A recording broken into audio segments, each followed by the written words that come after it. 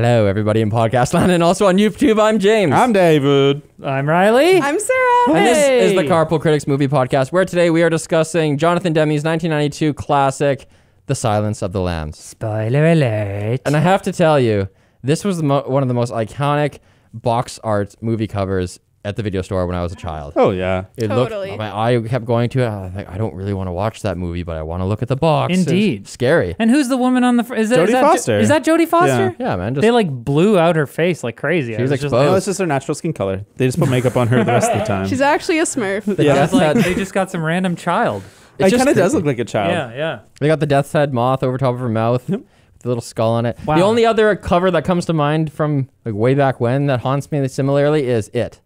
Oh. Yeah. The Tim Curry.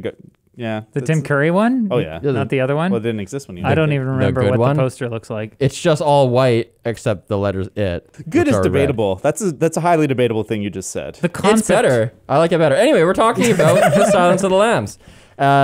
David, hello. What are you giving this movie out of 10? Hello. Silence of the Lambs makes the skin crawl right off your body, but not due to the grisly murders and body horror, but because of the absolute horror that is the male gaze. 9.1 out of 10. Wow. And that's Gaze, not Gays, for just to be clear. Leave it to David to have the wokest take in the room. Yo, that's not even a woke take yet. That's like a huge part of this movie. We'll talk for about sure. that. My slogan is, with excellent performances, cinematography, and themes to boot, Silence of the Lamb, of the singular lamb, floats like a butterfly, but stings like a bill. I give it 8 out of 10. Yeah, I enjoyed it, but I wasn't crying at the end like Lord of the Rings: Return of the King or anything. So I don't think you're supposed to cry in this movie. of fear, even. Not the same. No, it was good. I loved it. Yeah. I cry when Buffalo Bill doesn't get what he wants. I cry every time Goodbye Horses comes on. Beep, beep. Doot, doot. You don't know Sarah? that song? You like Nope. it? I'm moving Okay, on. Talk about it later. Okay, The Silence of the Lambs is a well-deserved award-winning film that not only successfully depicts the twisted nature of a serial killer, but also the underlying struggle of a woman in a male-dominated industry. 9 out of 10. No idea what you're talking about. Silence of the Lambs is one of those seminal works that launches an entire franchise which is forever doomed to chase the magic of the original, and Manhunter doesn't count. 9 out of 10. This movie frickin' rules. I love You it. Yeah. guys all give it 9 out of 10. You give it a Yeah, I guess. 9.1. 9.1? Yeah. I mean, I don't know. You're going to creep up there. Yeah, I think so. I'm going to convince you how I've, sweet it is. I've seen this movie multiple times. I think I enjoyed it a lot on this rewatch. I think that it's one of the horror movies that it's kind of interesting because last episode that Sarah was on where we talked about Hereditary. Yep. That was right. We talked about like kind of this wave of smart horror movies, and I feel like this is before that wave we're talking about, but like this is what I want from a horror movie. This is a psychological thriller. Yeah, it's less of a horror, I guess. Well, it's funny. It's in the same decade as Seven, which we also reviewed, but it feels like eons apart. Like Seven feels so much more like contemporary in a weird way, and this feels so much more timeless. Like it could have been really? made in the 80s, made in the 70s, and it would have been Truly. mostly the same. It's I based can on a see book that. that's older, though. That's so. fair. That's fair. Anyways, Carpool Critics, that's us. We're supported by Manscaped and their Performance Package Kit. It comes with a ton of stuff, including their new lawnmower waterproof trimmer with advanced skin-safe technology, which helps reduce nicks and cuts, their Crop Preserver ball deodorant for those balls, and a Weed Whacker nose and ear trimmer for you old people and your old long hair in your ears. Okay. They also have their Shears 2.0 luxury nail kit. Damn, head on to manscaped.com/carpool20 today and get 20% off today, plus free international shipping a couple days later. Plus, you'll get their Shed travel bag and a pair of anti-chafing boxer briefs, available for a limited time. How can I say no? We're also brought to you by Private Internet Access VPN. PIA helps you hide your true IP address so that you can bypass geo restrictions and censorship. You can connect up to 10 devices at once, and it includes an internet kill switch if your VPN gets disconnected involuntarily. PIA is available for Windows, Mac, Android, iOS, and even in the maximum security prison. So check it out at lmg.gg/carpoolcritics. I feel like the mask is kind of holding that back a little bit. Like it could sound a little better if it wasn't like. Well, he doesn't do it when he's on that dolly with the mask in front of his face, right? I think that's closer. The hell was that? That was Hereditary again. Yeah. Okay. Where to begin, Well, everybody? do you guys consider this a horror movie? Because before watching this, in my head, it was definitely a thriller. But watching it this time, it's like way more full horror than I remember. A lot of the violence is off screen, so Right. it can still be very intense. And almost sometimes more intense when it's off-screen violence. But I hear what you're saying, David, especially the climax when they're in the basement and he's like reaching out and almost touching her and stuff. That's really like almost like Friday the 13th. Even like lots of stuff too. Like when they're doing the autopsy on the body and they're finding the cocoon in her throat. Like it's kind of body horror where like the body still looks human and like you get a close up on that face and like something going down the throat and pulling out, and then the breath coming out, and it's these like really visceral feelings of like fear and like discomfort. I think the body actually was an actor laying on the slab. I don't know that for sure, but I do know that the moth that they pull out was made of candy, so that you couldn't choke on it. Like if you, it would just like dissolve or whatever. I think it's a film that kind of skirts the line. Like at some points, it definitely feels more horror-like, but then it kind of pulls back, and you're like, okay, I don't, there isn't like a person around the corner about to stab me. And at points there are, but I think the interesting example of that is Hannibal Lecter, who we are kind of like built up to appreciate in this sort. He's like this like legendary figure. Before we even see him, we hear about how horrible he is, and then in his interactions with Clarice, there is a sense of dread and power that like he's held behind this glass. But if he could just get it beyond that glass, hell would break loose, and we do see that later. Yeah. And that scene is especially with the guard hanging up like flayed. Yeah, like that's pretty horrific. Yeah, the gore is always like my determining factor whether or not something is a thriller or a horror. And there's definitely gore in here. I mean, we see Hannibal Lecter bite off that guy's face, right? But we don't really see it. We see the back of Hannibal's head. Yeah, that's true. And then also when he is like smacking the guy with the bar, there's blood splattering everywhere. And you hear it. You don't see it necessarily. But it's off screen, right? You're looking at Hannibal and you're seeing him swing. That's true. Yeah. But we do see the cadaver, and we also see the cop hanging up like fully spread eagle on the bars and you see Hannibal pull a face off his face. Exactly.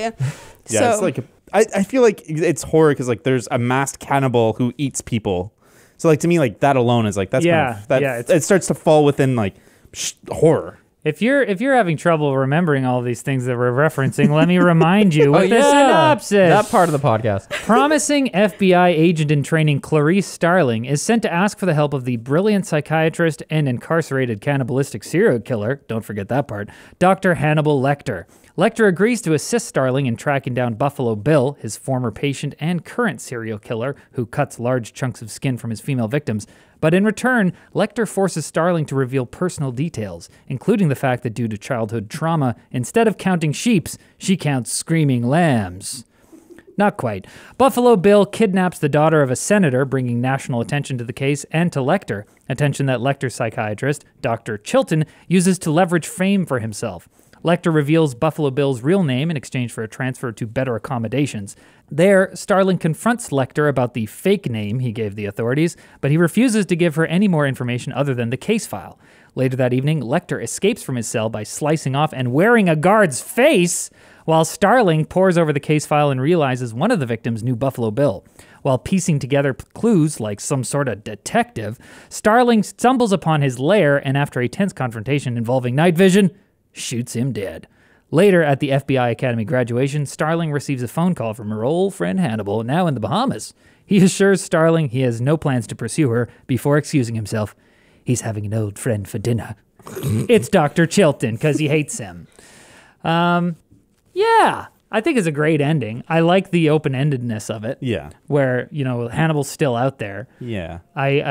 Was this this was the first movie with Hannibal, right? Yeah. Well, there's Manhunter, which is a Michael Mann adaptation of the first book in this series. Silence of the Lambs is the second book. Right. And so Manhunter was, or that book was adapted again after this movie, after the sequel in Red Dragon.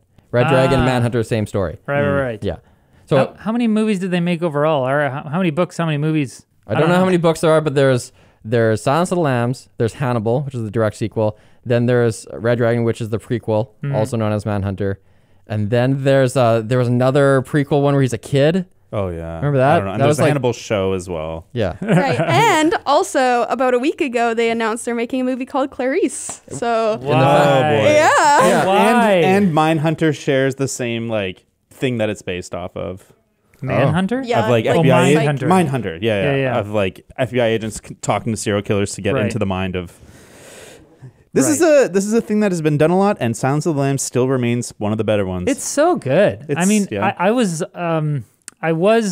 as you were saying earlier, I was kind of taken aback by how not really dated it seemed. Like, other than some like concepts yeah. that we'll get into about, like transsexualism and whatnot, but like, it didn't seem that dated. I was like, Yeah. this could be made today, especially just because like so much of it, we'll get into it. So much of the cinematography, it was just like, it kind of blew me away. I was like, I don't see this anymore. I think that's one of the most interesting things about the movie, and why I think to me it does really fall into horror is the experiential, what you get when you're having all these characters look you directly in the Yes, eye. so- and that's such a big part of it. So Jonathan Demme, the director, called it subjective camera. That's his name for it. And it's really interesting because the way they use it props up the themes of the movie, right? Like when Starling is being briefed by Crawford that she's going to have to meet him, he tells her, the last thing you want is Hannibal Lecter inside your head. And then from then on, we're just like waiting for him to get exactly right inside her head. Yeah. So she goes to, actually, I need to back up and just talk about scene transitions. Okay. Because the transitions in this movie are so amazing. So amazing. Yeah, The they first really are. sick one is, give me a second here. The first sick one is at the end of Crawford's speech, right after he warns her about that. He's kind of in the hero's journey thing. He's like a threshold guardian. Like, you're about to go to the topsy-turvy world, and I'm going to like warn you about what's there. And in the last sentence of that speech, he says, never forget what Hannibal is. He doesn't even finish that sentence. Instead, that sentence is finished by Chilton because there's a cut right there. And now Clarice is in the hospital. And then Chilton says, oh, he's a monster. And then he starts briefing her. Yeah. And then this is when they descend into hell because I love that. they actually go downstairs to the dungeon where this guy is kept. And when they get on their way down the stairs, they do that thing in a movie where you get a big info dump Yeah. of like really important stuff that you would probably in real life sit down to tell a person. Yeah. Like, Yeah, okay, yeah. don't go close to the glass. But instead, he's telling her while they're moving, Yeah. which makes it more exciting and you're trying to process all this. But when they get to the bottom of the stairs, all the lights are red. Yep. Like they're in hell now. Yeah. And that is when Chilton is describing to her, look at what he maimed this nurse. He ate. They had to reset her jaw. Like Jeez. her nose is gone or whatever. And then she has to go towards the down the tunnel to get to him, right? And not only is she entering hell, but they're also kind of even in Demme's words, entering the human mind. They're delving into the psyche deeper and deeper. And I just love that he's at the end of the hall, and you can't see him, but you can see the chair. We set a chair out for you, and you just know when she gets to the end, like that's where That whole you're going to confront the monster. That whole moving down the hallway is so great too, because like the serial killers get worse. Like the first one standing there and he's like, hello, or whatever. He says hi. And he seems like he's okay. He killed people, but he seems mostly normal. The next guy's like sitting on on the floor of his cell in like some sort of depressive state or whatever. The next guy's jumping all over the place like an ape. And then we get to the last one. And Hannibal's just standing there perfectly still. His spine is like his. I've never seen such great posture. Yeah. So Demme actually asked, who's the actor? Oh my God. Anthony Jodie Foster. Anthony Hopkins. He's like, how do you want to play this? How Right. do you want to be discovered? And Hopkins said, oh, we just thought it was so creepy. The thought of people like just standing erect or just standing in a room like alone. Like there's no one to present to, but you're Yeah. still kind of presenting. He's just ready. Yeah, very creepy. But when we're pushing down that hallway, it's all in that subjective camera, and that interaction is with the subjective camera as well. But Demme says you can't just hop to first person. You kind of have to build up to it. So when they get to the bottom of the stairs, they enter hell. You get this weird moment where they do a full 360 of the tiny little room she's in. And it kind of shows the bricks and just there's like a big red button to close this gate, and here's a megaphone, and there's a guy just like loading weapons or something. It's very ominous. And then the camera ends that 360 on the guard there, and he says something like, how you doing? And it's like a video game almost. Yeah. It's almost like you're talking to an NPC. Yeah. And you're just like, Because they're embodying her. looking straight into the camera. Yeah. Yeah. But okay, but going back to having to build up to that, that's like our first shot of subjective camera. But then when she goes down the hall and starts to interact with him, it always starts off wide. Yeah. But then the shots progressively get closer and closer until they're just like right in the mask of their face. You can't even see their foreheads. Yeah. And that corresponds with the most like prying questions that he asks her until he and we are just like inside of their heads. That's interesting though, because there is first-person shots earlier in the movie. Because like when she's talking to her superiors and stuff, that's all like direct contact. Yeah, Crawford. It starts right with Crawford, and I think that it's something that the movie uses to unsettle you, both like from Hannibal and other people who are dangerous, but also from just like people in her life who aren't necessarily dangerous. But I think that underlines the kind of the theme of her being a woman in a man's world and trying to. Like the male gaze, you know, like it's real, like we're experiencing it. Yeah. How does it feel, Sarah? I don't know. Well, my girlfriend, when we were watching it, was just like, Clarice Starling is the perfect feminist icon. Yeah. Oh, yeah? I agree with that statement. It's... One fun fact, actually, is that the first time that Jodie Foster actually saw Anthony Hopkins as Hannibal Lecter was her walking down that hallway. She didn't know he was going to be standing there like that during that scene. So, I mean, she doesn't really seem super terrified when she first sees him, but you can progressively see her being like, oh, okay, this is actually happening. She's an FBI agent. She probably is like... Before she walks down the hall, she takes a deep breath. Like, you can tell throughout the movie the times where she's like just barely holding it together. And she's like constantly trying to be the best version of herself, who she wants to be. Yeah. I think though she's a grossly underpraised person in this movie. Everyone always talks about Anthony Hopkins, but if it wasn't for her grounding everything that happens in this movie through her performance, it wouldn't work as well. Well, she won Best Actress. Yeah, Did but she? I feel like now though everyone I haven't had a conversation with anyone about like Jodie Foster's performance, and this is always about Hannibal Lecter. That's true. Yeah, the movie won like the big 4 Oscars, which is like 5. Well, it won the big 4, which is like best picture, best director, best screenplay, and best actor, but it also won like best actor and best actress, leading lady, best actor and best female. What is the actual title? Best female actor in a leading role. Yeah, there you go. Something along those lines. This was kind of her breakout role, right? Sort of. I mean, she'd been in Taxi Driver as a... She had already won an Oscar before this. Oh, she was in Taxi Driver. She was like a kid actress. Yeah. Right. No, but she already won an Oscar before this. What did she win? An Oscar? Yes. Oh. This is her second Oscar. I'm just kidding. Oh, no. I don't know the movie. I already made you repeat it twice. I thought that she was great. I loved her in this role. I mean, like, she has that tenacity. I love that she, the characterization of her being from West Virginia and kind of like having this accent that she tries to hide.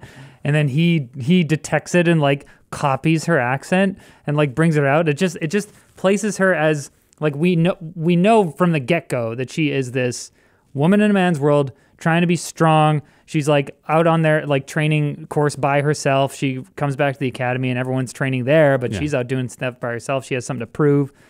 We learn later, her family history where her mom and her dad both died young. She went to live with relatives and she was traumatized. So she has this baggage to overcome, and her whole journey and arc is to become a real agent, to become a competent agent, to. And I thought that was a little weak at first because I was like, what is her arc? She doesn't really change that much other than becoming more competent over the course of the story. But I kind of felt like she already was competent. I don't think the arc is about being competent. I think it's about being recognized. Because I think from the beginning, she's uber intelligent. She's fitting in, and like she's so good at diffusing situations. Like I can't remember what it was, but the warden or whatever, when he brings her down, he thinks he's going in there too. And she's like, you're not going in with me. But she talks him down because he's trying to escalate the situation, create conflict. But she like definitely just talks him down. Well, that's the point where she actually uses her sexuality to her advantage, right? Yeah. Because he already like asks her out in the first like seconds that he meets her, right? The guy's so creepy. Yeah. And then she says, I think because Lecter thinks of you as an enemy, it's best I go in alone. Yep. And he's like, well, you could have told me that in my office. And then she says, well, then I would have missed out on your company. Yeah. And smiles at him. Totally. And he's like, okay. I don't know if that's... I didn't read that. I read that to her as her getting a little jab at him because it's like he hit on her and she's like reminding him that she does have a brain and she's not just there to be like a pretty girl. I don't think. I don't think read she's it that playing way, it as no. like she's playing the diplomat game. She's like You trying thought based on his response that he was flattered? Because I thought he was kind of like, nice one. Like I felt that he wasn't. I think it totally disarmed It him. could be both. Yeah, I think after that he progressively started to like her less Yeah. and started to kind of be more against her than for her and what Right. she's doing. That's kind of the way I read it, where Yeah. that was the starting point. But maybe. I don't know. It could be both. Like I think she used the fact that she's seen this way in order to kind of get this little jab at Yeah. him. Maybe he was put out that the gentleman cannibal liked her better than him. Yeah. It's Yeah. weird to me. Like there's gentleman spy, there's gentleman sleuth, there's gentleman thief. Now there's gentleman cannibal.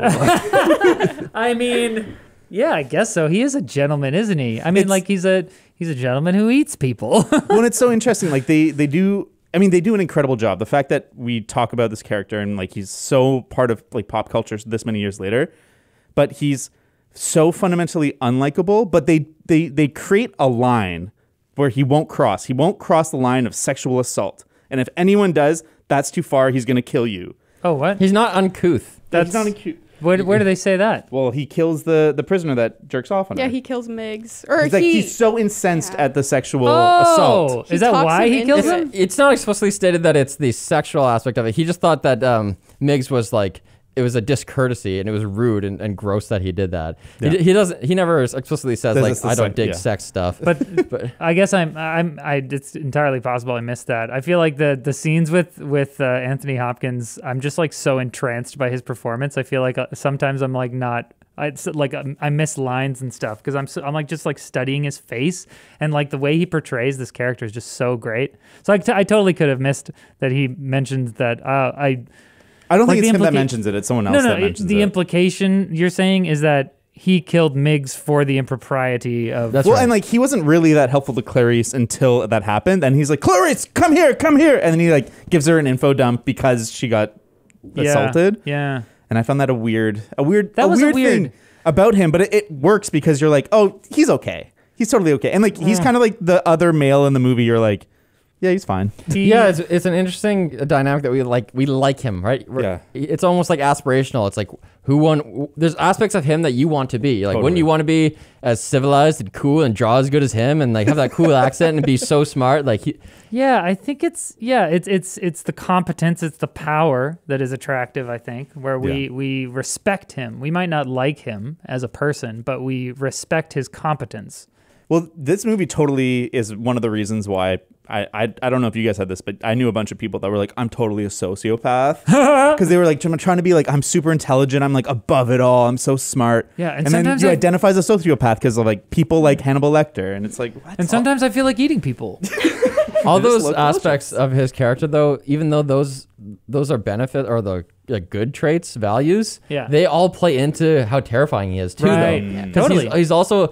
He's like a super intelligent spider or something like that. Yeah. You know, like I can't understand your mind. I just know you're a killing machine. Yeah. And I'm scared of you. Like I wanna be in your good books because you can easily kill me. Well, Totally. Yeah, even just the fact that he's a therapist, like a therapist is so good at kind of getting deeper than you necessarily want a person to go. Right. And, And he's got malicious intent, so like that's scary. And he pushes the boundaries immediately. He knows Totally. the rules are. He knows that she's not supposed to get close to the glass. And the first thing he does is show me your credentials. Closer, closer. Closer. He pushes her to get Yeah. to see how far he can push her.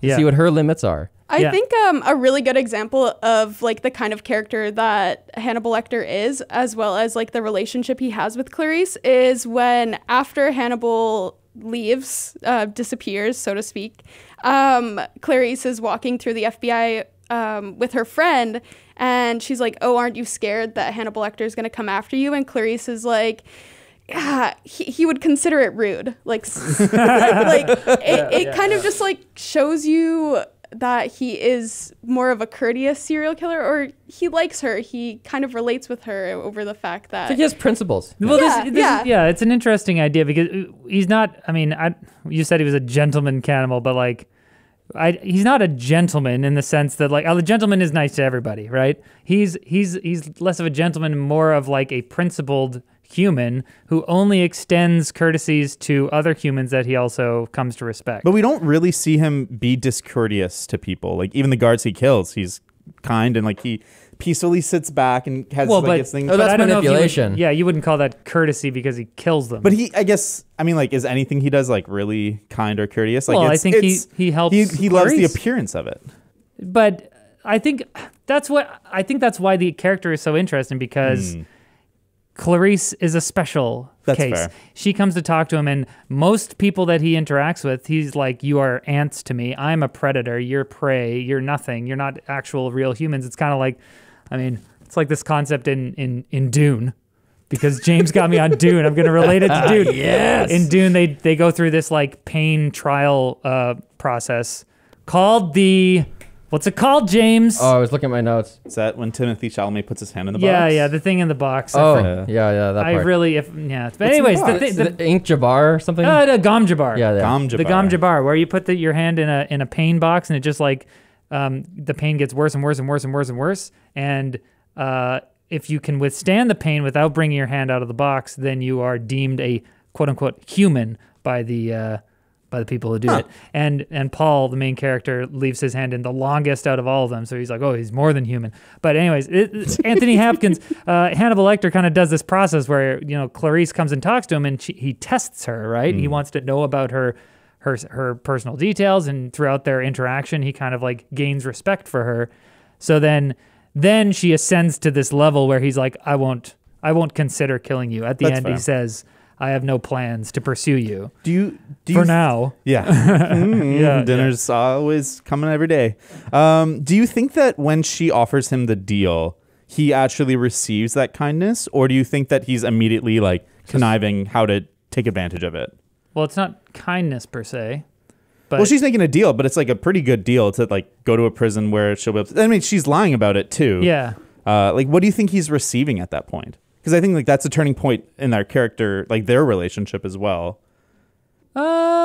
I think that it probably says something that she is willing to bring him this deal, I guess. But I didn't view that so much as like a relationship building thing as it was like a professional relationship, sort of like they're okay, I agree to work together. We're going into business. But it's less like, now I know you as a friend sort of thing. I feel like that does happen later. I think their relationship expands for the first time when she's willing to be vulnerable. She knows she's not yes. supposed to let him into her head, Yeah. but she actually does. Yeah. And that's what fascinates him. Yeah. And because that's the beginning of the quid pro quo. And so that's when he begins to respect her. Well, let's talk about that scene. I love it. That's such an interesting scene. They say the shouting of the lambs twice, but never silence of the lambs. Screaming. Screaming of the But lambs. yeah, they don't say. I'm like waiting for them to say silence. I think it's Yeah. such a cool choice because, like, obviously, every time you hear "screaming of the lambs," your mind is like, "That's almost." Is it gonna be silence? But then they never say it, and like it kind of like leaves a silence in your mind a little bit, like a little bit of a gap for you to fill in. Totally. Well, it also makes you think about the title and think like,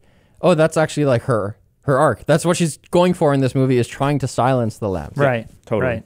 By being competent or recognized or whatever. I just love how enthralled he is. He's just like, yes, Yeah, tell me more. the intensity Why of did you the leave? man. Yeah. And so, like, I mentioned the cinematography, and we talked a little bit about this. What'd you call it? The subjective camera? Subjective camera. And it's not only that. The reason I love it so much is that it's not only that they have, these shots where the person's looking right at the camera, and, that's kind of creepy or weird or unsettling. It's the fact that some characters are framed that way and other characters are not. In the early scenes, like the first scene where Clarice meets Hannibal, there's some shots where it's like his face takes up the full frame and he's looking directly at the camera, but then it cuts back to her and she's a lot farther back from the camera. We see her head and shoulders and everything, and she's also not looking directly at the camera. She's looking off screen. So it contributes to that feeling of, it's like a power imbalance, right? He's seeing directly into our soul, and we see all his competence and his power, and it cuts back to her, and she's also doesn't have sitting. any. She's sitting in that first scene. Right, there's that too, yeah. He's looking down at her, and she's looking up. Later on, when she comes back with the deal, the dossier that she puts and presents, like, look, you're going to live in this island or whatever. Yeah. She's standing in that scene and he's sitting. Man, I wish I could remember exactly what she said, but there's a point in that conversation. It might be a later one when he's still in like the dungeon, where she kind of turns things around and asks him a question, and he gets taken off guard a little bit. And so the framing for that one is it's a little closer on her face when she turns it around on him. And I thought, just the blocking, they do such a good job in this movie. Are you talking about the time where they're talking about serial killers and she says like they all take they all have like a trophy that they take, and then he says, I didn't have one. He's like, well, you ate yours. Yes. And then that's when he breaks eye contact with him. He looks to the side. That's exactly the moment I'm talking about. Yeah. It was such a good moment too, because you see that he's not like a complete... It humanizes him a little bit because he's like, I have to think about that. Yeah, it's like they're really playing tennis now. Yeah. Like he's got someone to play with. What do you think about when he touches her finger? It was like the most respectful, disrespectful touch I've ever seen. Yeah, how do you read that? I don't know. I think that just shows their relationship, so to speak, as like that's finally their touching point of... I don't know how to describe it. Do you think that it's like they're finally connecting versus like, David, you said... You kind of hinted that you think that's kind of like a creepy move. Well, it's certainly uncomfortable. I think it has symbolism of sorts. I'm just trying to put my finger on it. It feels... Yeah. Go for it. I wanted you to get your point, but yeah. I feel like it can be many things at once. Like it's definitely unsettling, and it's meant to be creepy, where it's like, ew, this guy like took the opportunity to like touch your skin. I think that it is consistent with the way that he has given her what she wants only by extracting from her what he wants. He's like, I'll only get you your information if you give me your personal details about your life that like I crave. Plus this bargain deal. And in that moment, in that scene specifically, she's trying to get him to give her information, and he doesn't give her anything except the case file. And so it could be sort of that he's like holding back and he's not giving her what she wants. And so that is like a final insult to like touch her finger, to be like, and I'm just going to take my little touch for you so I can remember because I'm a freak. Yeah. But at the same time, I think it can be also a gesture of respect of like, I hope you get him. Yeah, it could totally be the opposite. It could be like, yeah, I didn't give you anything right now, but we're friends. Yeah. And in my own like weird, gross way, because I'm a creep, this is how I say I'm connecting with you. You have to meet people where they're at, right? You know, it's like when a rescue dog does something and you're like, that means he likes you. It's like, well, he's doing it wrong, but I appreciate the sentiment. Yeah, that's fair. I think what I'm... It's like when a dog's humping your leg, you know? Like, he means well. Means well. I think the finger touching is almost symbolism of a handshake. Like, we've had this glass plexi separating us for the longest time, but we've still been exchanging information. He knows this is the final exchange. This is like a handshake, and here's your information. Like, go get him. That's fair. What I've watched this movie many times, and I never really caught that she makes a deal without any authorization. That she like offers this deal and there's like no backing, there's no nothing. Well, Crawford. No, it's Crawford sent her to do it. Yeah. Oh, but the governor had no knowledge. No, but that's the FBI. That's Crawford telling her to do that. But which is kind of weird. Did they actually have a deal, or did he just say that? No, they didn't have a deal. So I'm just curious, like, what's the storytelling purpose of that? Because this movie is really tight. I don't think they would just put that in. Like, what do you think they're trying to convey with like these layers of deceit? Yeah, I don't know. You mean the fact that just the fact that it had to be meta, we had to go back to Crawford, who's explained to his superior, like, I rolled the dice, I had to. Like, what's the point of putting that into a movie? Yeah, because it's like taking, It's part of the transition because they have the people working that case transitions. We're going to move into a different facility. There's going to be a different lawyer involved. A different, instead of Crawford, there's that other FBI guy, the one who's the spokesperson beside the senator. It's just that it's part of that whole transition of power, I think. Talking to the senator, I think it's such a brilliant thing that they do with her, having her like plea for her daughter's life. Because like in one scene, you get all this exposition, but you also get like emotionally tied to this girl that you don't know yet. So you're talking about the scene where it shows the senator talking on the news? On the TV, yeah. It's like they do the kind of like the tropish news thing, which is kind of lame, but I think they get through it fast enough to get to the mom's plea. And it works emotionally where you're like, okay, now I care about this random girl that I knew nothing about. Now I have all this information about this senator. Now I understand like a little bit of the dynamics of like how they're going to make this deal. And it's such a short scene, and I was like so impressed. I'm like, this is great. Like, this serves so many purposes. Yeah, let's talk about the girl. Again, a sweet transition in this movie is the first time that we meet her. It goes from, I think in Hannibal's cell, he's talking about, Billy is about to strike again. And then that's when it oh God, switches to inside of her car. it's like Buffalo Bill is already looking for the next special lady, and then it just like cuts hard cut, this jarring cut to her loud rock music. She's in her van singing along, and the song she's singing along to, I don't know, it seems like it's Bob Seger or something, but the lyric she sings is, "She was an American girl." You're like, okay, she's the every girl. Yep. We don't get a lot of time with her setup. What we know about her is that she is willing to help a person, like, because Buffalo Bill pretends to have a broken arm and he's like moving some furniture, and that's how he catches her. And that's based on like Ted Bundy, I think, used to do something like that. Yep. It wasn't a broken arm though, was it? Maybe crutches or something. He just had a cast on his arm. I mean, the actual dude, like that is based on Ted Bundy. Oh, I don't know. I can't. He was just so remember. dilapidatingly handsome. Anyways, so we know that she's nice enough to do that, but the other thing they do the whole save the cat thing, where she gets out of her car and her cat is in the window of her apartment building, like meow meow, and she's like talking to it. Oh, I'll be right up there with. She walks around with the groceries. Then she gets kidnapped, and when the car drives away with her in the back of the car, it actually ends the scene by cutting back to the cat, and the cat going meow, like my mom's gone, and so.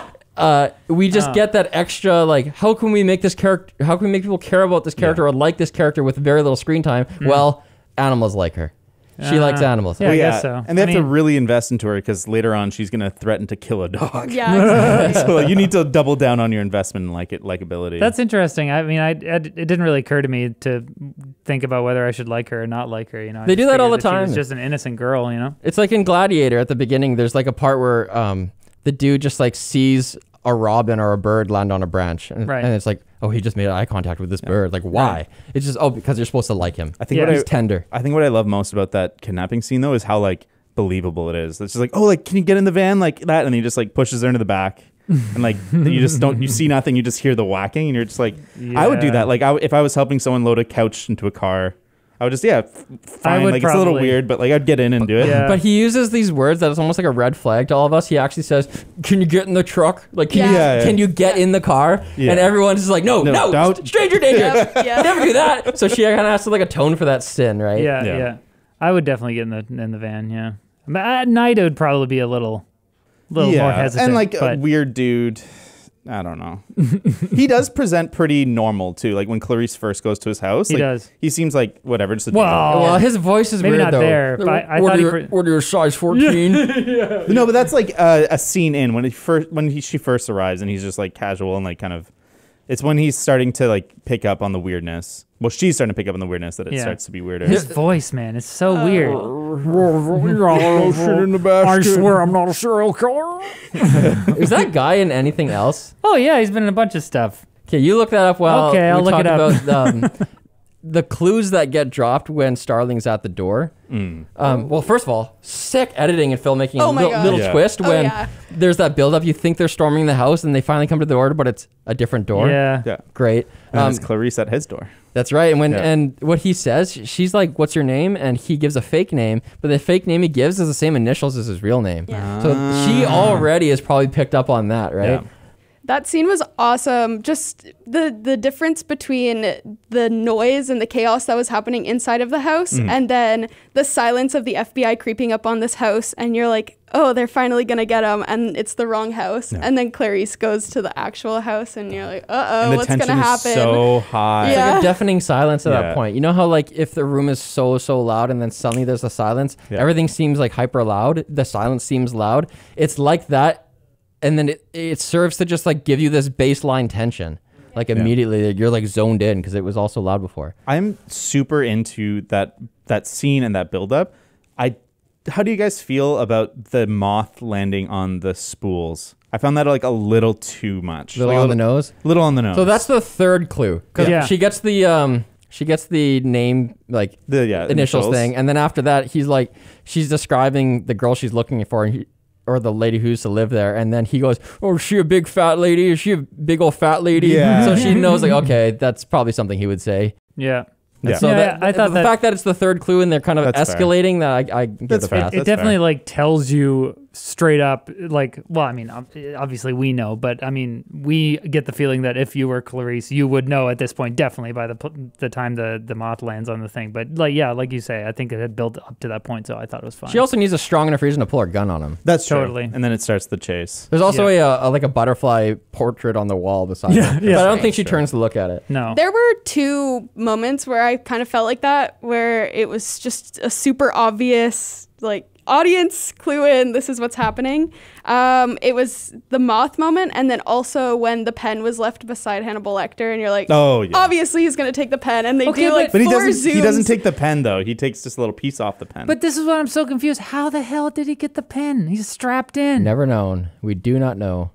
You don't know about his. That's a huge his plot third hole. arm, his Like, third because arm. it spends so long zooming in on the pen, and we're like, okay, he's definitely going to try and get the pen. But it's like, how does he get the pen? He's strapped in the whole You time. can imagine, but like they might have He's unstrapped Hannibal, him. he's mysterious. He's unstrapped at some point. Like during the transition, he grabs it and just like breaks off the tip. It's like a whole ritual. That kind of breaks, or that kind of brings up something that bothers me a little bit about this movie, where they treat Hannibal like he's the frickin' predator or something, like or like an alien or something. Yeah, like yeah. he's got powers we don't understand. But really, it's like he's not trained in combat.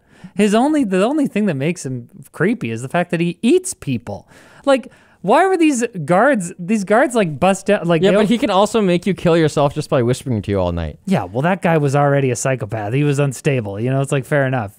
But the guards go in to take him his meal or whatever, and he beats them by, like, I understand that he clips the first guy in, but that guy's still got his other arm. He could grab him or whatever. He just sits there, and then he walks up to the other guy and bites his face. Like, what? Yeah, the other guy didn't. They didn't give up. You give can't him that stop much somebody fight. from biting your face? I don't know. You got arms, man. You're trained. I don't know. This is just I want to something- go back to little- Sarah's point for a second, though. Oh, okay. I know. Little known fact: the more humans you eat, the stronger you get. Yeah. You Wait. get their strength. Can I Especially say if one they're more thing younger. about that then? Because once he escapes and the cops are like, oh my gosh, what? Is he on level 3 or we got to go up there? And they go up there where they're wearing body armor. Like, I guess he might have a gun. But like, they're treating him like he's a freaking monster or something. He's just a guy. He Yeah. doesn't know how to fight. He just knows how to bite you. It's kind of Yeah, like the opening of Stranger Things. Like you don't know he's like an unstoppable monster from another dimension. Yeah. That bothered me. I'm But like, he's just so vicious and cruel, though. I guess so, but like you got 6 guys with guns and body armor. Like, what is he gonna do? but he has a gun at that point. Whatever. He's gonna outsmart you. He's a is what psychiatrist. He's probably not even trained with a gun. I don't know. You don't know that.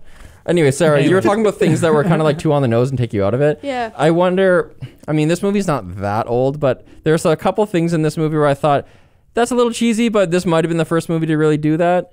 Okay, showing a pen, and that's going to be important. Obviously, this movie didn't invent that. That's like 40 years before this movie, for sure. But there's a couple of things where it's like, oh, trauma in childhood results in how you are today. That would have been like way more advanced in 92. You think so? Yeah. I mean, the- psychiatry was a thing. It's, They invented it in the 80s. No, Sigmund Freud was like 97, I'm 98. just kidding. it just seems kind of like tropey today. Yeah. And even still, it doesn't, because it plays really well.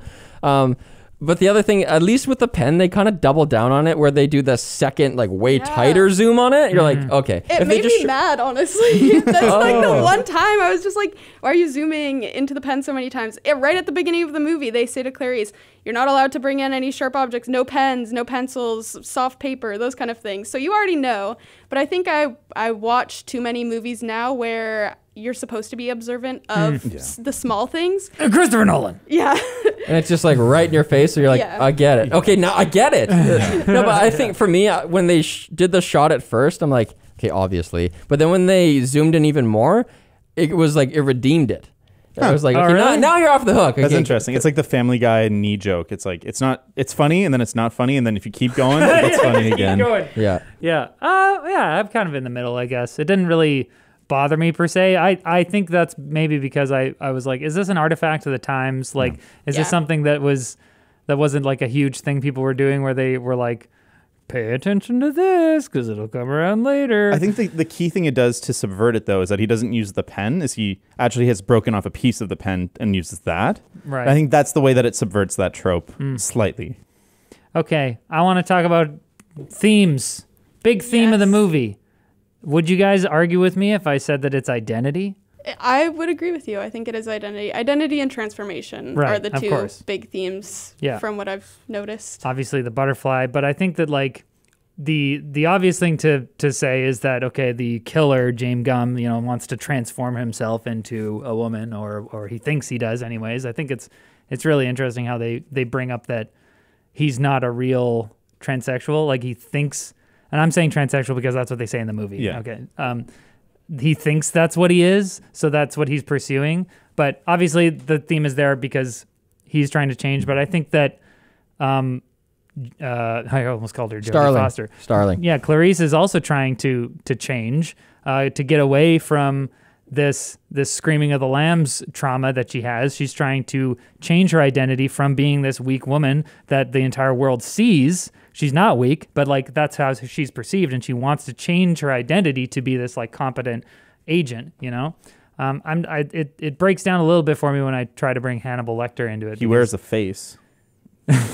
changes his identity. Changes his identity. Yeah, I can't really think of like what he's trying to change from, but I think in like that series not. of books, he's always kind of like, he's the iconic character that doesn't really change. He's just Hannibal, and everything's happening around him. Right. So I'd say that's probably true in this movie too. He's like, a force of nature. Yeah. Yeah, I think it helps present the contrast of somebody who is already in their final form, so to speak, and then the people around him who just really aren't sure. Right. He serves as a guide to her. Right. Because she doesn't want to be a person who's acted upon, right? She wants to be like a fully realized agent, and she's the type of hero who sees herself in the person she's saving.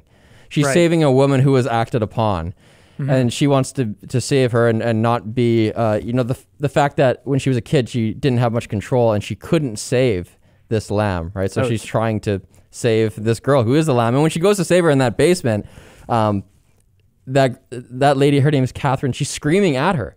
Right, the lamb, screaming at her, and Clarice has to say, shut up, stop screaming. I'm going to save you. I'm going to come back for you. Yeah. That scene kind of annoys me though when she's like, FBI, you're safe. Yeah. And it's like, she You wants. don't know. Well, I think it works because I think she's trying to control, and like as part of this bigger theme, she's trying to silence the lamb. Like she's trying to tell her to shut up. I hadn't thought about that. That's funny. She's also again in the basement, right? Yeah. She's again in the depths of the psyche, down in the hero's journey whole thing. There's the thing about going into the cave. It happens a lot.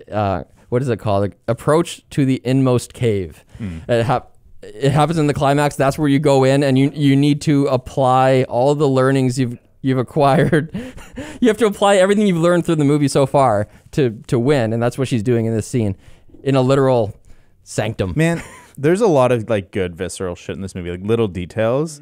Like when they're doing the autopsy, when they put the little Vicks under their nose, there's something about that I'm like, my brain is like, yes. Now you can smell the room. I can smell the room. Yeah. Same with like when the cop thinks that his buddy's dying, but he's still breathing, and like he's like, oh, it's gonna be okay. It's gonna be okay. Like the way he leans in, it's so visceral to me. I'm like, oh man. Fuck. Yeah. Oh, there's a cool story element there too, because that's like a little mini twist, right? Where you don't know that that's not a dead cop, that's Hannibal laying there, right? Wearing the face.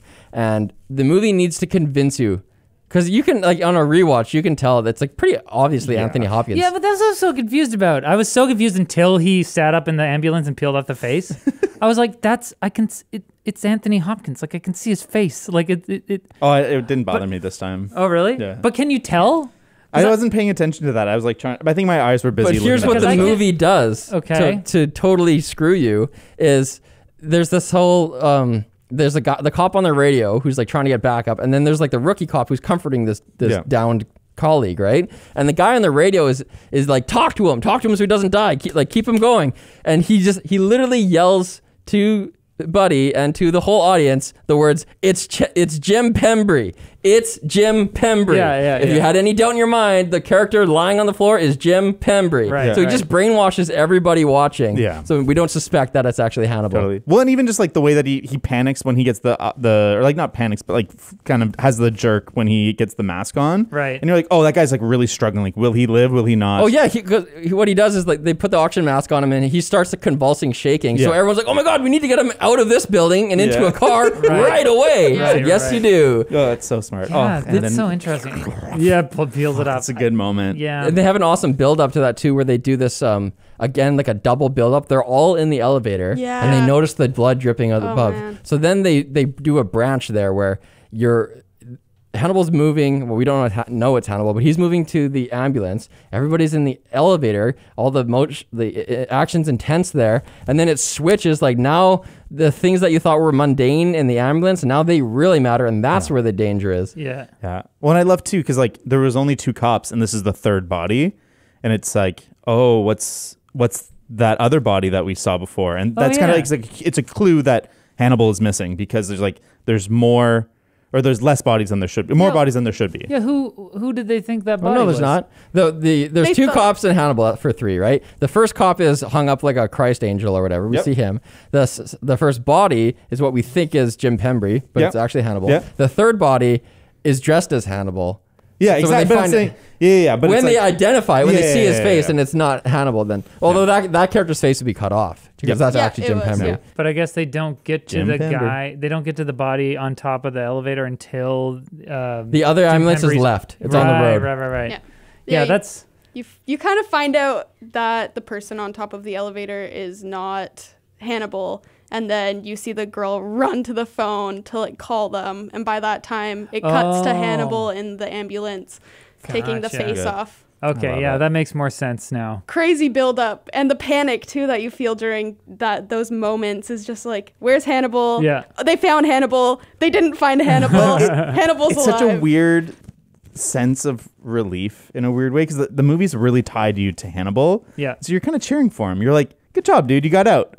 Like, you're not Uh. like, these police officers, they're in danger. Oh, no. Like, these unnamed characters I don't give a fuck about. I don't know You're if like, you're- oh, shit, Hannibal, man. Yeah. Oh, damn, I But dude. the things he does are so grotesque that you're like, oh. I like think I get what you're saying, gross. where like you're sort of cheering for him, but I mean I wouldn't say it's cheering. It feels like a monster movie all of a sudden. Like Yeah. like in a monster movie, you can make the argument in a lot of them that the monster is kind of the main character, right? And the people are just there to get picked off, and they're just fodder, you know? So I feel like that's kind of the feeling I get, where I'm like, now I'm more interested in what Hannibal does and how he, you know, enacts these horrible things that he's going to do and how he escapes. I'm not necessarily cheering for him, though, you know? Like, I get what you're saying, though. Yeah. It's sort of like that.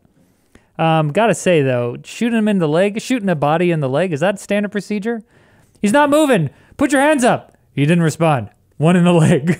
I don't know. Oh, it seemed fine That to me. can't be Yeah. standard. I don't know. I love the moment earlier in the scene though when he's killed the guy with the billy club, and he's got to go after the other guy, and he kind of like it's this top down shot, and he's there for a long time. Like this shot's a long shot. He's like looking at the billy club, and then he casually goes down and picks up the tiny little knife and like unfolds it, and you're like, and then he walks away, and you're like, he's gonna kill this other guy with this tiny little knife, and you're like, it tells you so much about how he is, because like it'd be so much more efficient to kill with the billy club, just knock him out, but it's like no, he's gonna savor this He's moment. gonna do something with that. And He's the gonna cut a little music. taste. The music during that scene, I was kind of like, it makes sense because it's this beautiful classical music to show you, kind of put you in Hannibal's brain where he's at. And then, of course, we have a dead body strung up and then another dead body in the elevator as Hannibal leaves. And you're just like, that's So is it that the belongs. same music as the scene that David's describing? Hannibal takes a breather after killing these guys, and he enjoys some classical music Yeah. that's playing on a tape. Yeah. Does that just persist through that whole elevator thing? Is that what you're I saying? think so, yeah. Yeah. Well, It that's just like brings him into his mind. This is his art. And it brings Yeah. us back to what we heard earlier when Chilton is telling Starling that he maimed this nurse and his heart rate never got above 85. When he is in that prison cell beating the shit out of this guard and the camera's on his face, his unflinching, calm, breathing through his nose kind of face. Yeah, Like yeah. He's a total psychopath through and through. I think he's a psychopath. No emotion, like no empathy at all, right? What we've kind of briefly touched on it, but what do you guys think of the representation of like trans people? Here we go. And yeah, because I mean, like or is it Demme or Dem? Jonathan Demme? Yeah, is it Demme? Demme. Demisexuals?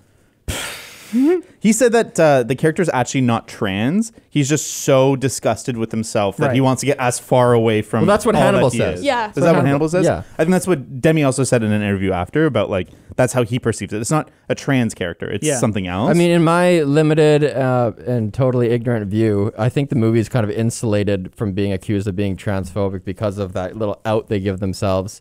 Right. Other than the like now dated language that's used. Yeah. Yeah, they say transsexuals instead of like transgender. But yeah, I think I agree. Like, I think that there is criticism that it's a story where the villains, well, I guess there's two villains, but one of the villains' main like pathology is centered around their transness or fake transness or whatever. And so I think that's a valid criticism to bring up, where it's like we don't really need these type of stories in society. We don't need to demonize transgender people. But at the same time, I think this was made in a different time, and I think that the idea of identity transformation goes so well with the themes that and it's executed so well that I obviously if people are offended, then you get offended, and you have every right to be offended. But I think that if we can kind of progress past that and sort of think about it in terms of like just a straight story and like evaluate the themes, I think it's brilliant. I think it's it made me think a lot. Yeah, and I do think, and I do appreciate that they do have this conversation where they say, even in 1991, like sex change surgery is a thing. People are like trying to enact their real identities, and they say he was rejected from getting the surgery because he's not a real transsexual. Like they identified his pathology as being this thing that arose from trauma in childhood, and the book delves a lot more into that. They say that he was abused by his mother and father, and he kind of like wants to become his mother. Here he thinks he does. Yeah. So that's where they go, and Clarice Starling also has a specific line where she says he's a transsexual, and she's like, there's no correlation in the literature between transsexualism and violence. Transsexuals are very passive, and so this is what she's. I thought that was like, okay, we're gonna make this story, we're gonna adapt this book, but just so you guys know, this is what we're saying. One thing I wonder though is if Buffalo Bill's pathology is a thing, like the way that he acts and the rationale given for where he's at. It's like, is that even a thing? Is that realistic that anyone would do that? Or did they just kind of work backwards from having they wanted to create a character who makes a dress out of skin, and they just like reverse engineered that? I think that's probably a very valid criticism, where they're like, we're going to make up this pathology. But I mean, I don't know. There's all sorts of crazy. Although actually, no, there was Ed Gein. Yeah. I was actually going to say, story-wise, I think it makes sense for our serial killer to kill young women, just because you feel more sympathy for them, and the character is based off of a real-life serial killer called Ed Gein, who primarily killed women. Right. So the way that they had incorporated that into a story where the villain skins his prey, and then they use that as a reason for him to not necessarily want to change his identity, but it's the writer's way of transforming that story into this particular story. Right, like adapting it to like take, okay, we want to take these creepy elements from Ted Bundy, who lured people this way, and Ed Gein, who made a literal belt out of nipples, and just make them into something that dovetails with this other like protagonist arc where, Exactly. Yes, that's exactly what I'm going for. Yeah. I think that it works as a kind of mirroring of the Clarice's and Buffalo Bill's arc, where Buffalo Bill is trying to become a woman and become the image of beauty in the way you're not supposed to do it, and Clarice is trying to become a stereotypical image of like not entirely, but she's trying to become more of like a man in the sense that she is competent and powerful, and she gets the respect that she wants within this patriarchal system. I just thought of something. It's like Buffalo Bill is trying to change himself to fit into the world, but Clarice is trying to change the world to accept her. Oh, wow. Sort of. Well, I think the end of her arc, the ultimate like closing of the book, the bow on the gift, is that when Crawford holds out his hand and she gets to shake his hand at the end. Right. But I don't think that's her changing the world so much as her also. I think that could also be seen as her changing herself to fit into this patriarchal world. Yeah, she did a good job. Mission accomplished. Now you could be one of us. Exactly. I guess another thing too is Clarice can then relate to the victims, just adding on to what I was saying previously. Because you see her walking through Catherine's house. I think it was Catherine or the other girl that was killed. And she's up in her bedroom. Frederica or something like that. Yeah. Walking through her bedroom and looking at the pictures of her with her dad and then her with her mom. And you just know that Clarice is kind of feeling similarly relating to that.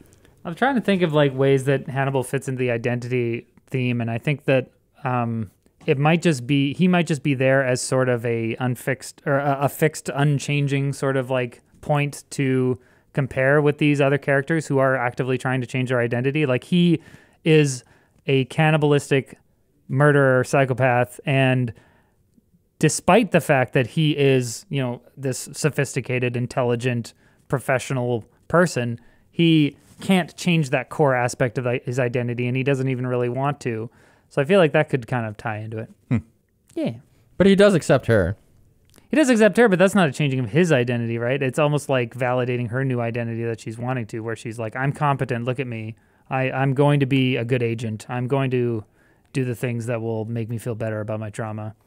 Yeah. Speaking of their relationship again, one of the coolest moments where Clarice, rises to his level is when they're doing the full-on quid pro quo. So they have the quid pro quo where what Clarice wants to know is, how do I catch Buffalo Bill, right? And he wants to know all about her past. And so he starts teasing Clarice, saying like, you're very close to the way you're going to catch him.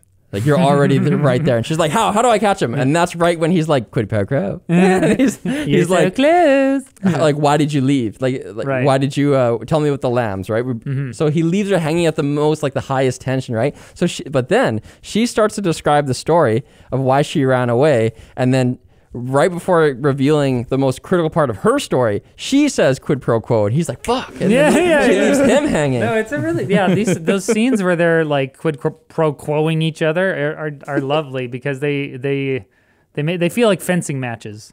They really feel like there's a conflict and they're kind of like both making progress in their respective goals towards each other and like getting hits and going defensive. It's great. What do you think of the scene where, the most iconic scene ever, when he's strapped to that doll and he's got that like cage in front of his face, and they wheel him out in front of the senator, and at first he's like helpful and it's all amicable, and then he starts comparing like, did you breastfeed? She's like, what?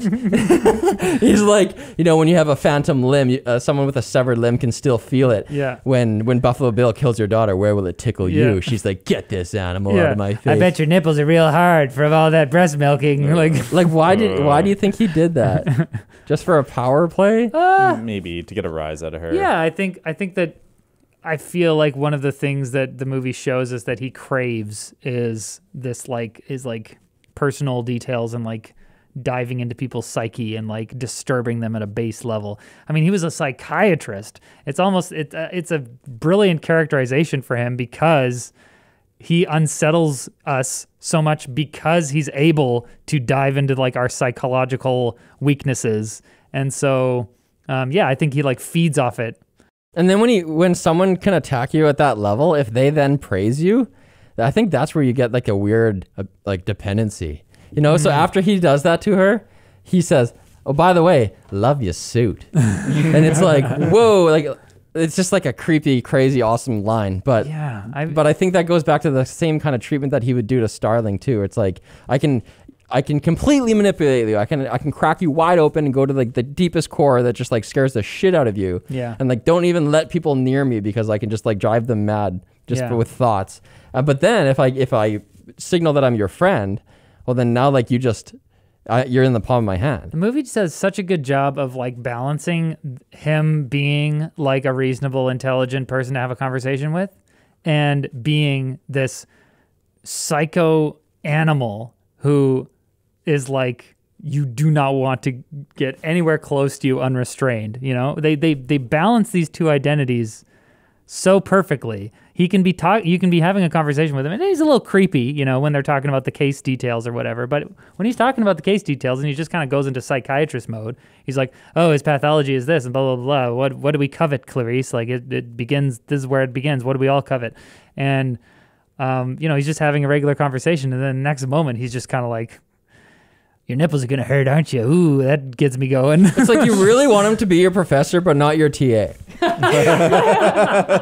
Yeah, teach from a distance. Yeah. You can click the PowerPoint presentation, but don't get close. And he has this creepy skills. He has like supernatural skills where when she first walks up, he's like, and he's like smelling like you wear this perfume, but not today. Yeah. What the hell? And I think that And he it's has- interesting. What? Go ahead. Oh, he has invisibility too. Because there's that second time she goes up to his thing, it's black, and she looks through the whole thing and can't see him. It's that moment's too hokey That's a for little me. hokey, yeah. Because it's just like a quick jerking around, and you're like, he's like standing in the corner, just like take one more second, take a breath. And it's kind of funny He's right there. because it shows that she can see him before the lights go on. Like, that scene starts and she like where the implication is that she can't see him, but then the scene continues and the lights are out, and then by the end she can see him. His and then legs the are lights go sticking on. out. Yeah.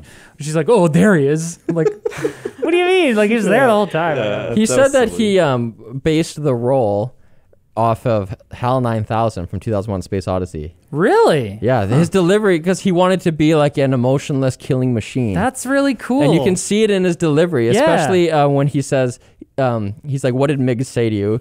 And Starling says, "Mig said, I can smell your cunt." And then it goes back to Hannibal, and he says, "I myself cannot." Yeah, he definitely is. He definitely has that feeling of this sort of like inhuman detachment, for sure. That's really cool to know. It's cool. At one point, she's talking to Hannibal, and he's trying to deflate her ego.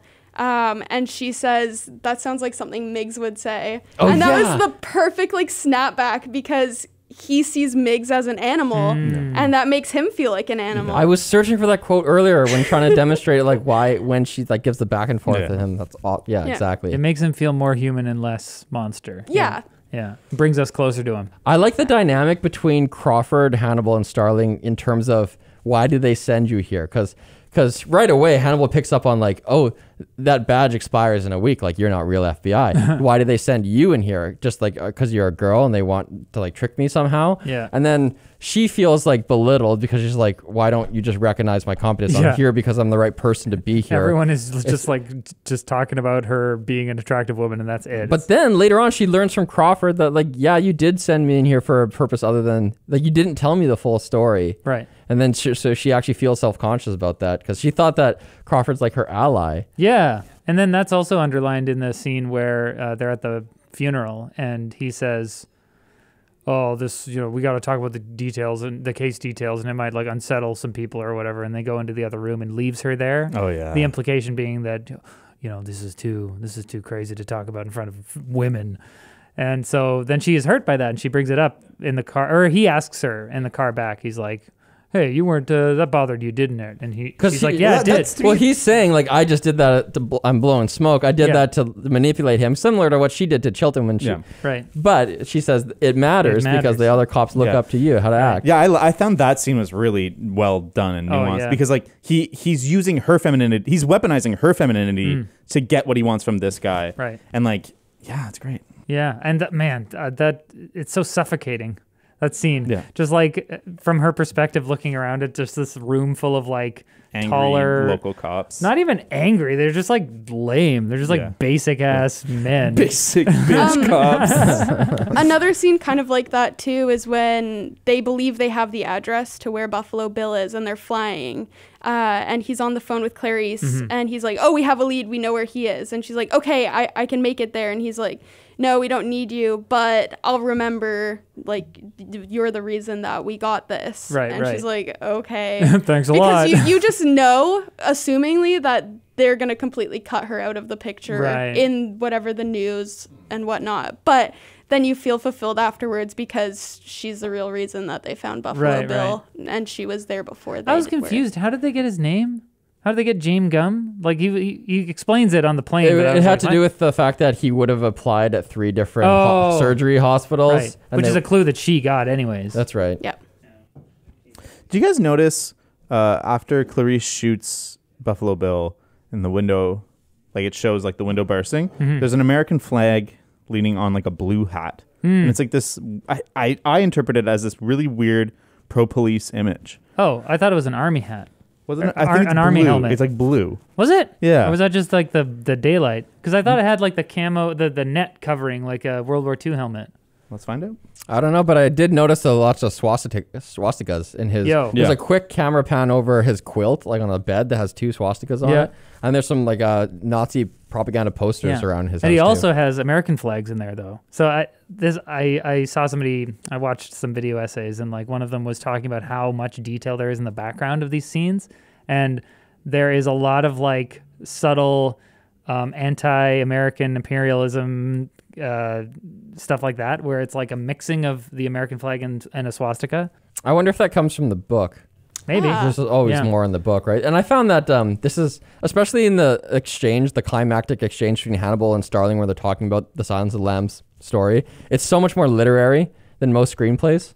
And I know that the screenplay does closely follow the book. Like they have text that's directly lifted, like, Right. unadulterated dialogue. Do you feel like it is a detriment where No. it doesn't feel like something a real person would say? No, because it fits the character, because it's something that he would say.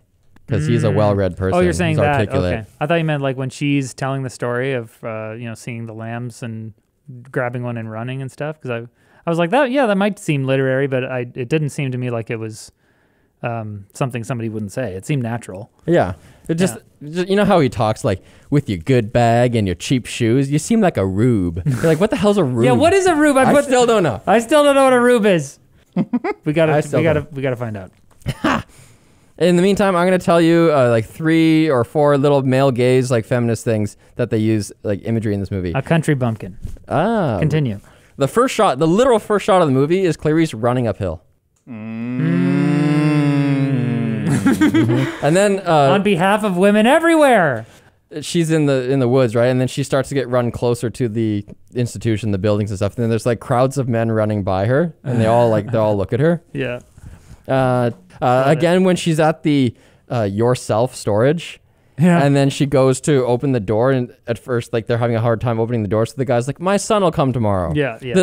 The first glimpse of adversity here, like, oh, this is a little. It's not easy to open this door. Well, wait for my son tomorrow. Yeah, let's just And she's postpone the like- whole thing. She's like, no. It goes to her car, gets a jack, like, Yeah. works around it. And he has a driver in the car who's just like, nope. Yeah, exactly. I thought that driver was going to be important in some way. Because he's like, oh, my driver would help, but he's blah, blah, blah. And he had like a specific reason not to help. I'm like, that's Well, weird. the specific reason was that he doesn't like to move.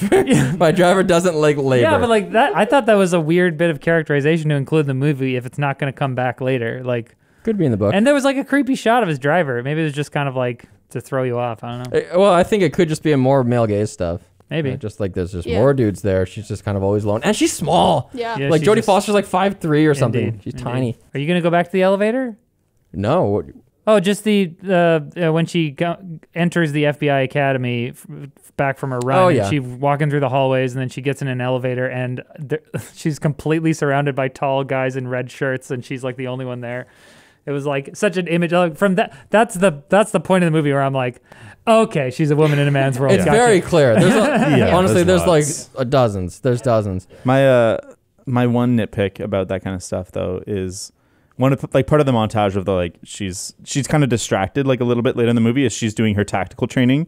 She busts in a room and doesn't clear her corner, and she gets whatever fake shot, and the guy's like, "You didn't clear your corners, Clarice," and she's like, "I know." Yeah. And then later, I know. I He's an know. old black man.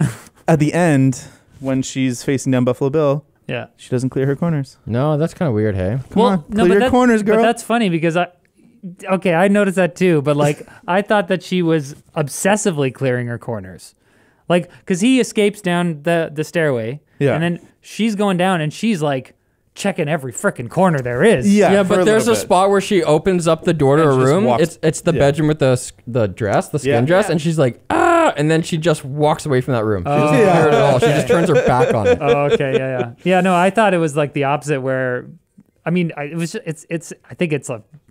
think we're thinking too much about this line of checking Yeah. your corners, but like because they had that scene, and now she's like in a situation where you better check all your corners. Like I was like, is the movie trying to show her clearly checking all her corners as a kind of progression? Yeah, it was funny. Most action movies would do that. But here's more in what line what we were talking about a second ago. Clarice leaves the first interaction with Hannibal. Like, I think she exposed herself a little more than she wants, and she's like kind of in the parking lot, and she does have like tear stains on her face. She's crying on her car. She like stops. Well, before she gets to the car, like you can see that. But I think she's crying because a guy just fucking sexually assaulted her. Yeah. Oh yeah, sure. She's broken down. It was a lot. It was a lot. Of course. It was a lot. Another great transition though is she lightly. sees the camera points at her shabby car, and this is a transition into a flashback to her childhood, because she is now self-conscious about her meager, humble upbringings, because even though Hannibal didn't know at this point where she's from or what her dad was a cop, he doesn't know that. He just says, was your daddy a coal miner? Like, he knows the kind of town she's from, and just the sight of her own car, he's like, oh, he's right. The kind of thing when someone breaks you down and kind of cuts deep, and you think that they're right, and you doubt yourself. That's just an awesome transition. But I love that from there they go to this like montage of her like training and looking things up and like being the very next again. shot is her at the shooting range. Right. And Yeah, it's like, taking this out love that. frustration. it goes from me like, Exactly. damn it, this is what I fear that I am, to this is what I want to be. No, I love it. I love it because it's not like she wallows in her feelings or whatever, you know? She like is like, okay, I'm going to take a second. I'm going to collect myself. Back to business. Let's go. Well, shoot some stuff. in that part of the movie, the hero should oscillate between their essential self and like their crappy state that they're trying to leave, right? And that's Love exactly it. what happens. She's my hero. She's the Lisa Simpson, all grown up. Yeah, that's actually, I see that. That's what my girlfriend said. I She's can't argue. She said that. She's like, She's Lisa Southern, Simpson. Southern Lisa Simpson. Yeah. What do you guys think? She's what? A badass. Exactly. I thought it was kind of cool to see this dynamic of like vulnerable protege and predatory mentor. Like, I think that is a kind of archetype pairing that has happened in stories before, but I can't think of like a ton of examples of it. Well, it's interesting because there's kind of two. Like, there's obviously Hannibal and Clarice, but there's also her mentor at the FBI, Right. who is kind of predatory and like kind of has a little bit of those like sexual predator vibes. You think? Yeah, for I sure. thought they presented him as like straight ahead. Like Yeah, he's me like too. the only dude who's not, there's no subtext. He's just like professional. Maybe What I'm- do you think? No, Yeah. I totally agree Okay. with James. I don't think he seemed predatory at all. The other guy at the Chilton. ward definitely did. Yeah, Yeah, Chilton, absolutely. But he seemed like he was cheering her on. Yeah. The whole time. I didn't get the sexual thing until Hannibal brings it up, where he's like, do you want to have sex with him? Like, do you want? Yeah. Like, he asks her outright if like there's sexual tension there, and she's like, no. But then at that point, I think that the movie is introducing this. First of all, it's just Hannibal trying to get under her skin, right? So it doesn't necessarily reflect anything real. Yeah. But then you're thinking about it, and I think in some subsequent scenes with Crawford, I was kind of like, does he? Yeah. But I don't really feel like the movie Well, tells you and that. I think the predatory kind of feeling, I guess, goes deeper because like when he's calling her on the plane and he's like, sorry, like we're cutting you out, but like I'll remember. It to me doesn't read as like, don't worry, like I'll have you covered. It reads more like, yeah, don't worry about it. Like, Interesting. sorry, we're cutting you out. You're fine. Don't worry about I think it. Hannibal kind of focuses a lot on the societal impression of a thing. A lot of the time, it's not even what's true or false. It's what are other people thinking. There's a couple Right. instances of that.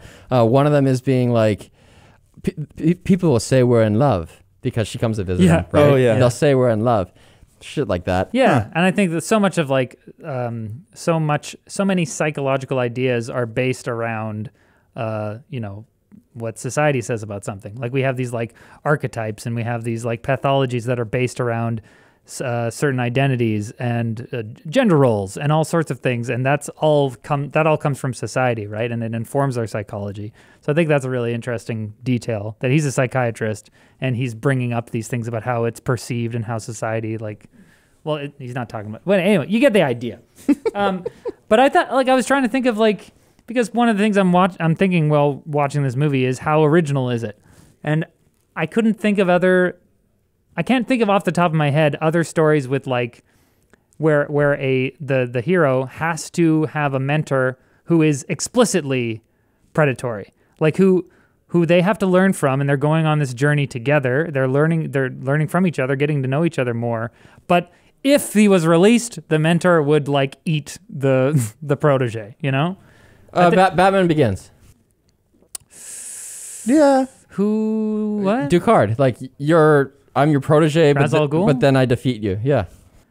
Like At the end, it's kind of revealed that that he is the That's bad a guy. reveal. But I thought like it's such a okay. So I'm coming to the conclusion. Then it's a really unique setup.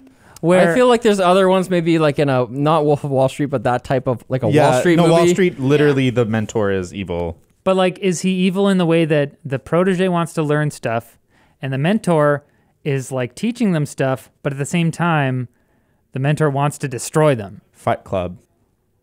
No. Yeah, Tyler Durden wants to like He doesn't be wanna- in control. But he doesn't want to destroy the hero. Who doesn't Devil wanna- Wears Prada. I don't know. Actually, that's not bad. That's not a bad. Although I think in The Devil Wears Prada, her dream is for what's her name? Anne Hathaway. Anne Hathaway thing to is, like become her. It's never going to be the same as what you're outlining because they have their relationship is formalized and taken to the extreme because of the prison aspect. Because he cannot destroy you because there's a wall in front of him, then he's allowed to be way more predatory than any other character dynamic could be. I think I'm thinking of like maybe like a fantasy story where, you know, it's like Lord of the Rings, but the hero Frodo has to go and like learn instead of learning all his lessons from Gandalf, he learns it from Smaug.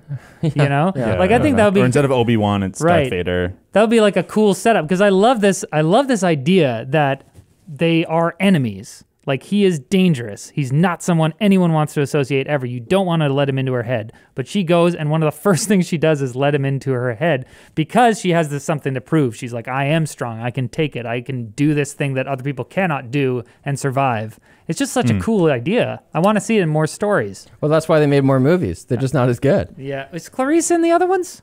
Yeah. I don't think I've seen any of them. Me I've only neither. seen I have this no one. desire. Yeah, me neither. This movie's I find this movie incredible, but it's hard to watch. I don't like enjoy a lot of it. Like I don't like enjoy watching photos of dead bodies. Yeah, I saw Hannibal the sequel. You don't? That's weird. As a teenager, and I don't remember a lot of the plot, but I remember some imagery that's like, there's some messed up stuff in that one. Same with Mindhunter. Like I think Mindhunter is a great show, and there's lots of reasons why you would want to watch it. But like, do I want to spend 40 minutes at a time getting into the mind of a serial killer? Yeah, a lot of Yes. people do. I True crime love- podcast? For sure. I love that kind of stuff, and I think that's you why fucking sicko. I'm sorry. No, I just wasn't as excited about this movie just because like I've been watching Criminal Minds for so long. I listen to murder mystery podcasts almost every day. Wow. I watched Mindhunter a month ago, so I was just like, it feels on the same level. Almost. It's still an incredible movie, and I don't want to knock it down for that. But there's a lot now that's just similar enough where I don't feel as fulfilled as That's I would fair. have.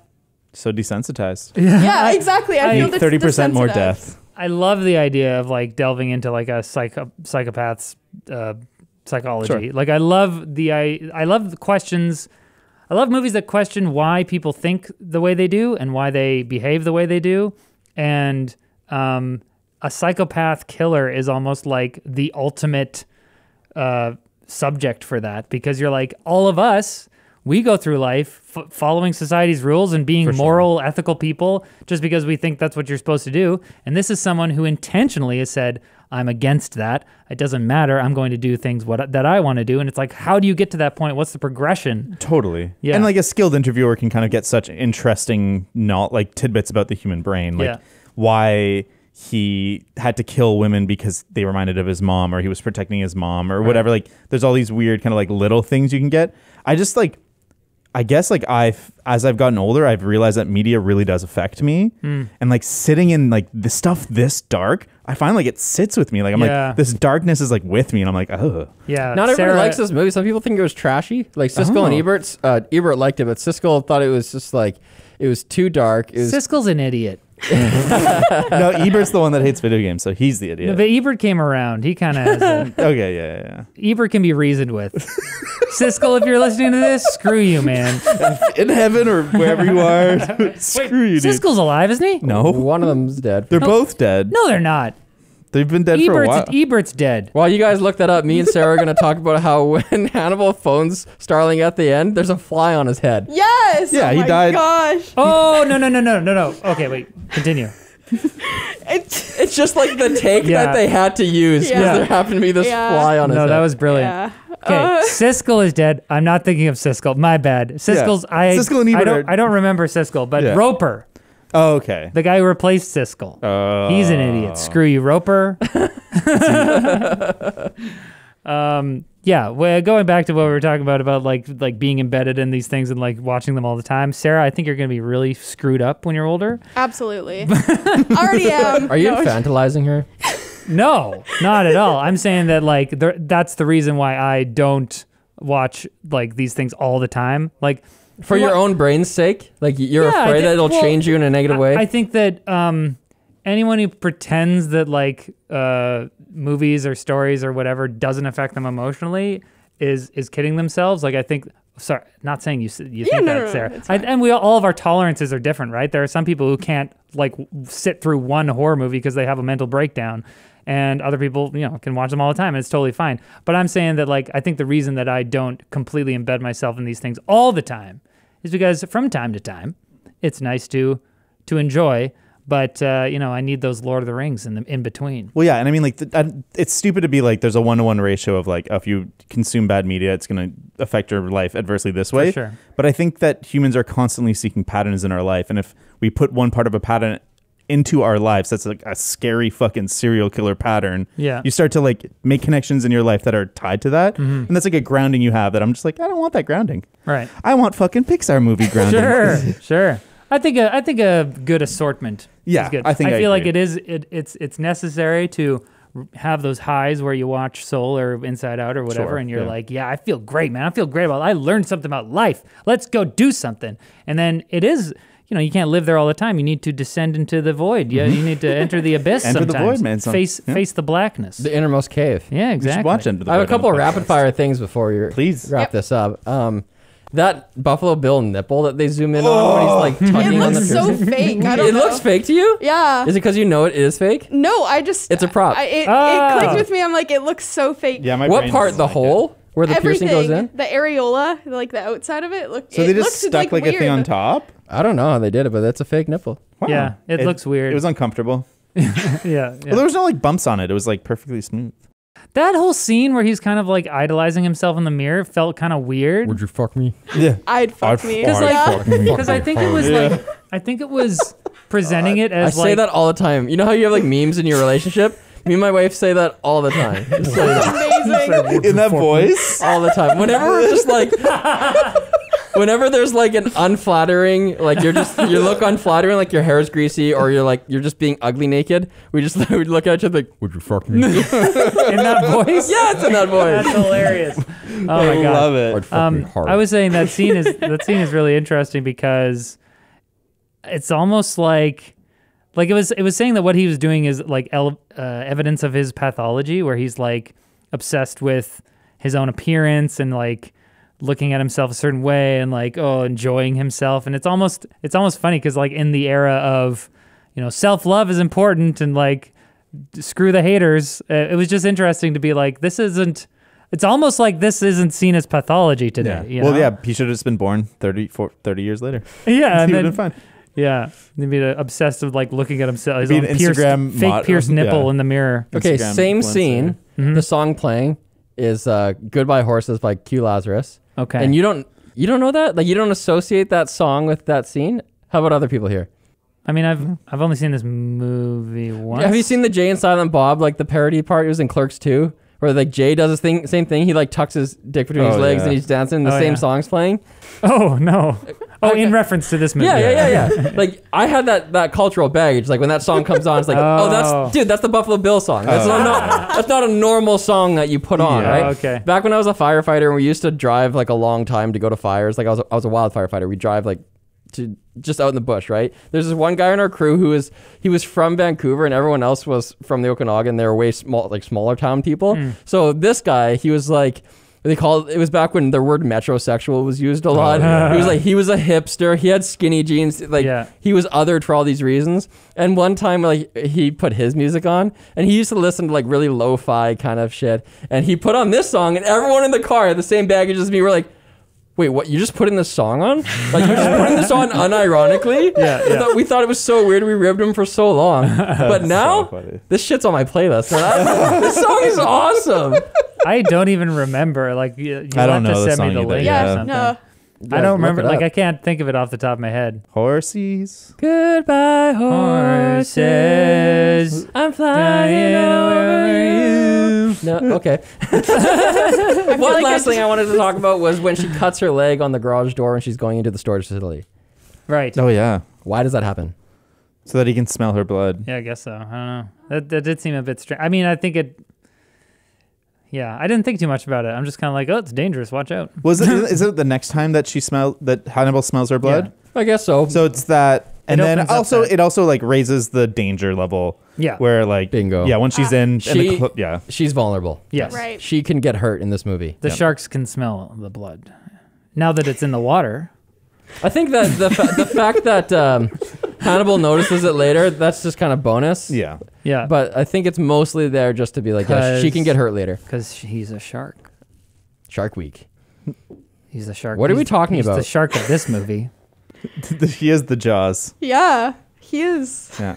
I want to wrap it up. So we're gonna do. Speaking of Jaws, we're gonna do the Spy Who Loved Me with Jaws as the henchman. No, we're not. Convoy, stop. Pump the brakes, Convoy. We're not doing that next week. We actually can't announce what we're doing next week because we don't really know. We might have something special to announce. But it's still in the works. Yes. We don't know.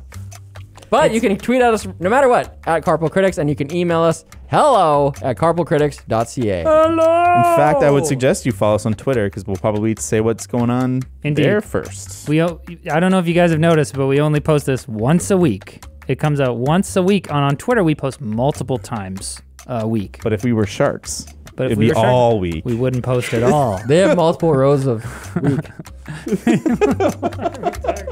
All right, love you so much. See you later. Thanks for listening.